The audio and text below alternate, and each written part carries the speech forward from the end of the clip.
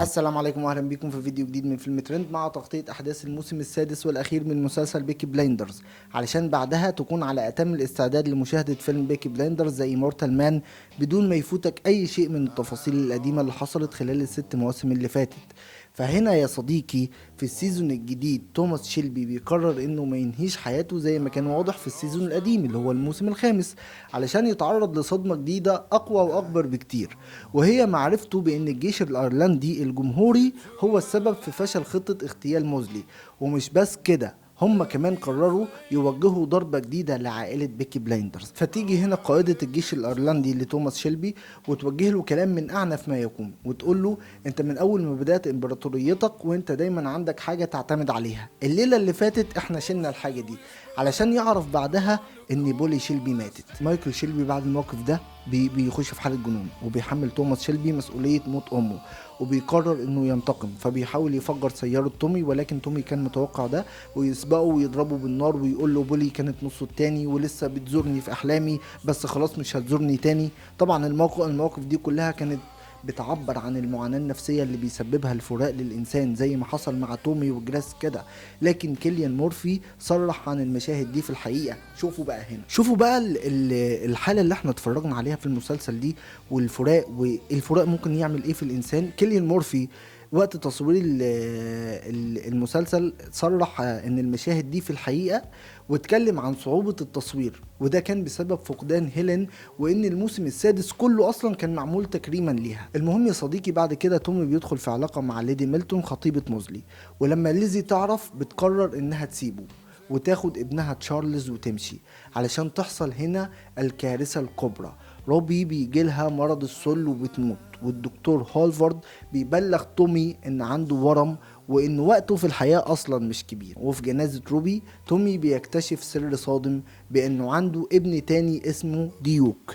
ديوك هو ابن تومي من علاقة قديمة قبل الحرب العالمية الأولى، وأمه ربته لوحدها لحد ما ماتت، وبعدها اضطر يعيش بالنصب والسرقة. لكن لما توماس شيلبي يقابله بيضمه لعائلة البيكي بلايندرز. وبالرغم من كل الأحداث دي، فكرة الانتحار ما زالت مسيطرة على توماس شيلبي، فبيقرر انه ينتحر. واللي بيوقفه عن ده مرة تانية هو رؤية بيشوفها لروبي بتعرفه انه مش مريض ولا حاجة، وبتطلب منه انه يولع نار، وبالفعل بيعمل كده. ويلاحظ صورة للدكتور هولفارد في جواز موزلي، وهنا يفهم الحقيقة بان التشخيص ده كان كذبة ولعبة بتتلعب عليه في دماغه علشان ينهي نفسه بنفسه. يعني كانت خطة هتكون في منتهى الذكاء، بس تومي اكتشفها. تومي طبعا عايز ينتقم، وكان على وشك انه يقتل الدكتور، ولكن وقت الهدنة قد حان. جات له من عند ربنا اللحظة اللي بتخلد فيها نهاية الحرب، والأول مرة بنشوف توماس شيلبي بيرجع في قرار انه يقتل حد. اللحظة دي يسيب الدكتور يمشي. وفي آخر مشهد في الموسم بنشوف توماس شيلبي على حصانه بيواجه مستقبل مجهول، ويفضل برضو عندنا تساؤلات كتير عن ايه اللي ممكن يحصل لتوماس شيلبي في المستقبل. ودي كانت نهاية احداث الموسم السادس والاخير من مسلسل بيكي بلايندرز. فانت دلوقتي على اتم الاستعداد لاستقبال احداث جديدة هتشوفها مع بعض يوم 20 مارس مع صدور الفيلم المنتظر بيكي بلايندرز ذا ايمورتال مان. فتأكد انك عامل اشتراك علشان يجيلك كل جديد. وبس كده، انا هنا طبعا بكون وصلت لنهاية فيديو النهاردة. فلو عجبكم الفيديو ده ما تنسوش تعملوا لايك وشير وسبسكرايب، واشوفكم في فيديو جديد ان شاء الله. نشوف مع بعض الموضوع بتاع الفيلم، عايزين نفصص ونمحص فيه. في كلمتين عايز اقولهم، بس انا علشان اقدر اغطي الست مواسم في اللي انا عملتهم دول، انا ضغطت نفسي بشكل مش طبيعي. بس برضو اشتغلت عليهم، واخر 3 فيديوهات متصورين في نفس اليوم على طول، وان شوت كده.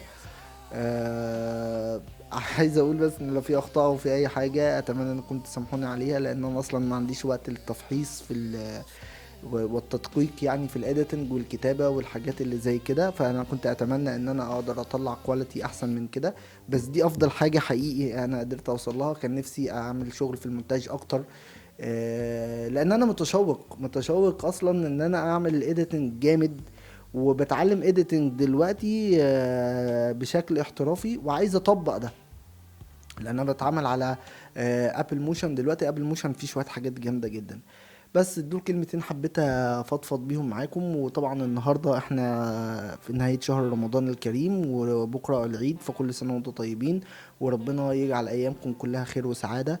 وان شاء الله نتفرج على فيلم بيكي بلايندر زي مورتال مان، هيتعرض بكرة اول ايام العيد، هيتعرض على منصة نتفليكس. واول ما بشوفه على طول بقول رأيي، حتى لو انطباع اولي عليه من غير ما اكتب سكريبت قوي ولا حاجة.